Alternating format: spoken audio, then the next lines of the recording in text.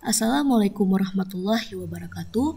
Perkenalkan, nama saya Siti Atika Nabila dengan NIM 1901846 dari Prodi Sistem Informasi Universitas Malikul Saleh. Baik, di sini saya akan menjelaskan dan mempresentasikan tugas media sosial dan pemasaran dengan judul e-bisnis dalam aplikasi pemasaran berbasis web. Oke, langsung saja kita mulai pembahasannya. Let's go! E-commerce dan e-bisnis.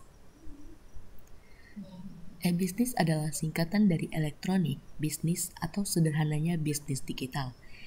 Aktivitas bisnis ini menggunakan teknologi berbasis komputer dan internet untuk mendapatkan manfaat bisnis. E-bisnis adalah suatu sistem yang luas dalam kegiatan transaksi bisnis yang menggunakan teknologi digital, sedangkan e-commerce adalah bagian atau lingkup kecil dari e-bisnis tersebut. E-commerce adalah kegiatan pemasaran barang dan jasa tertentu memanfaatkan sistem elektronik seperti situs web atau lainnya. Agar bisa sukses, pelaku usaha e-commerce perlu menyusun berbagai strategi, termasuk merancang positioning bisnis yang tepat agar tercipta kesan kuat yang diingat oleh pengguna. Dalam suatu website e-commerce terdiri dari berbagai fitur yang lengkap, meliputi e-katalog, manajemen stok, pengumpulan data, sistem login pengguna, hingga sistem pembayaran digital atau transfer dana secara elektronik.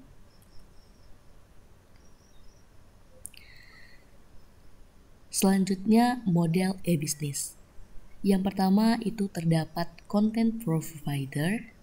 Nah, di mana content provider ini penyedia konten. Perusahaan ini memperoleh keuntungan dengan menyediakan konten bagi kliennya.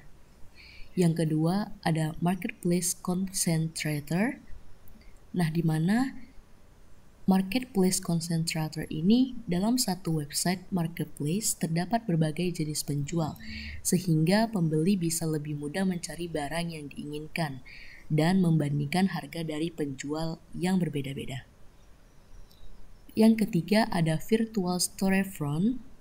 Nah, virtual storefront ini yang dimana model elektronik bisnis ini memadukan antara pemasaran online dan pembelian tradisional. Yang keempat ada information broker. Apa sih information broker ini? Information broker adalah model elektronik bisnis yang menyediakan informasi detail tentang produk dan stok. Yang kelima ada electronic clearing houses. Nah, yang dimana model ini sejenis tempat lelang barang. Jadi harga dan stok barang mengikuti permintaan dan respon pembeli. Dan yang terakhir ada transaction broker. Transaction broker ini berfokus pada penawaran fasilitas transaksi. Transaction broker menjadi penghubung antara pembeli dan penjual dengan membandingkan harga dan syarat pembeli. Digital Product Delivery.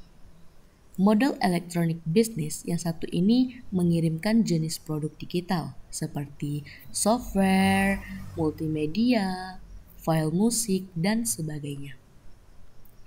Nah, apa sih perbedaan antara e-bisnis dan e-commerce? Yang pertama itu e-bisnis ini kehadiran bisnis secara elektronik. Semua aktivitas bisnis dilakukan melalui internet, tetapi tidak harus mencakup aktivitas jual belinya. Nah, sedangkan e-commerce ini dia lebih dikenal sebagai kegiatan jual beli barang jasa melalui internet. Yang kedua, e-bisnis ini dapat menunjang kegiatan yang terjadi di e-commerce. Ketika kami memiliki toko online, kamu pun perlu memiliki aplikasi yang bisa memanajemenkan persediaan atau membantu dalam hal pembukuan. Nah, sedangkan e-commerce ini yaitu komponen utama dalam e-bisnis.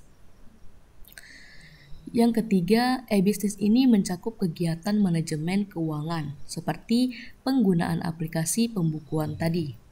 Nah, sedangkan kegiatan e-commerce ini mencakup transaksi yang berhubungan dengan uang. Yang keempat, E-business ini memiliki pendekatan ambivert, yang dimana kegiatan e-business ini dapat mencakup proses bisnis internal maupun eksternal. Sedangkan e-commerce ini memiliki pendekatan extrovert. Nah, yang dimana hal ini karena kegiatan e-commerce berhubungan langsung dengan pelanggan, pemasok, distributor, dan sebagainya.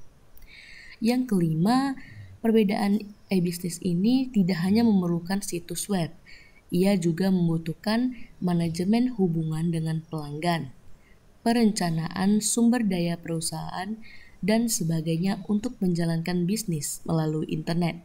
Sedangkan e-commerce itu hanya membutuhkan keberadaan situs web.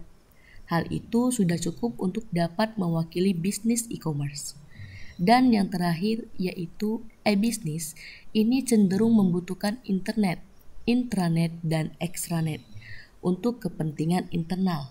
Nah, bisa juga untuk kepentingan eksternal tetapi yang bersifat menghubungkan pihak tertentu. Sedangkan e-commerce ini menggunakan internet untuk terhubung dengan pihak luar. Hal ini agar e-commerce dapat memasarkan produk atau jasa kepada khalayak umum. Masuk ke pembahasan kedua yaitu arsitektur aplikasi e-business. Arsitektur aplikasi e-business. Nah, bagaimana sih arsitektur aplikasi e-business ini? Nah, perusahaan biasanya ini mengembangkan aplikasi berdasarkan fungsi-fungsi yang terdapat di perusahaan atau berbasis struktur organisasi yang dianut. Contohnya itu adalah aplikasi keuangan, aplikasi pemasaran, aplikasi sumber daya manusia, aplikasi manufaktur, dan lain sebagainya. Nah, ketika perusahaan hendak mengintegrasikan berbagai aplikasi ini untuk mengimplementasikan konsep e-business, yang biasanya dilakukan oleh manajemen adalah menghubungkan satu aplikasi dengan urutan-urutan proses. Masuk ke pembahasan ketiga yaitu integrasi aplikasi e-business. Yang pertama itu terdapat Enterprise Resource Planning atau ERP. Nah, kita ini pasti sudah mengetahui apa sih ERP ini. Nah, jadi sistem ERP ini bisa digambarkan sebagai perkakas manajemen yang menyeimbangkan persediaan dan permintaan perusahaan secara menyeluruh, berkemampuan untuk menghubungkan pelanggan dan supplier dalam satu kesatuan rantai ketersediaan. Selanjutnya yaitu supply chain management. Nah, ini juga pasti supply chain management kita juga sudah banyak mengetahuinya. Nah, di mana supply chain management ini yaitu konsep sistem produksi ini dan operasi diterapkan perusahaan saat ini, baik manufacturer maupun jasa. Sudah saatnya harus memperhatikan elemen di luar perusahaan yang bersangkutan. Nah, bagaimana sih arti dari yang sudah saya jelaskan tadi? Nah, artinya ini di mana dia dapat mengelola elemen input, proses, transformasi, dan output saja, tidak akan cukup untuk memberikan value kepada konsumen. Nah, oleh karenanya, elemen supplier dan konsumen, baik distributor maupun konsumen akhir, juga menjadi bagian yang harus dikelola perusahaan. Selanjutnya yaitu Customer Relationship Management atau CRM. Nah, di sini pasti juga kita sangat sudah mengetahui apa sih CRM ini. Nah, Customer Relationship Management atau CRM ini adalah sebuah sistem informasi yang terintegrasi yang digunakan untuk merencanakan, menjadwalkan, dan mengendalikan aktivitas-aktivitas pra-penjualan dan pasca penjualan dalam sebuah organisasi. Selanjutnya masuk ke bab pembahasan yang terakhir yaitu aturan dalam e-business. Nah, apa-apa saja sih aturan dalam e-business pada bisnis ini?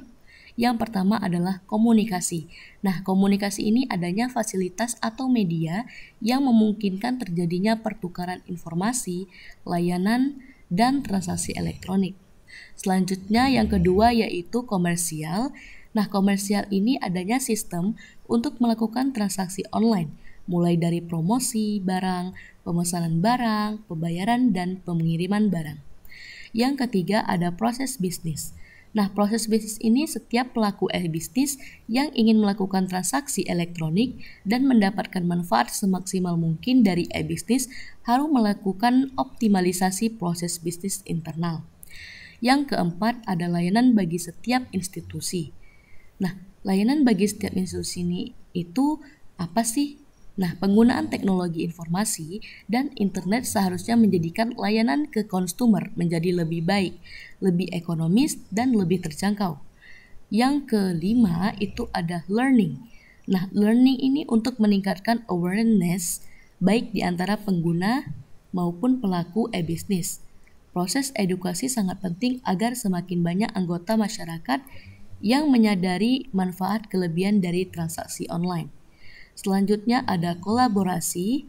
Nah, kolaborasi di sini itu satu siklus transaksi online antara penjual dan pembeli yang melibatkan stakeholder lain yang harus berkolaborasi untuk menyelesaikan transaksi tersebut.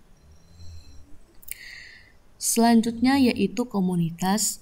Nah, dalam dunia maya atau World Wide Web, itu komunitas merupakan salah satu indikator untuk mengukur aktivitas pengguna dalam e-bisnis. Komunitas merupakan media yang cukup untuk belajar dan memperbaiki diri secara terus-menerus, baik dari sisi pelaku maupun pengguna dalam hal produk, layanan, maupun mekanisme transaksi.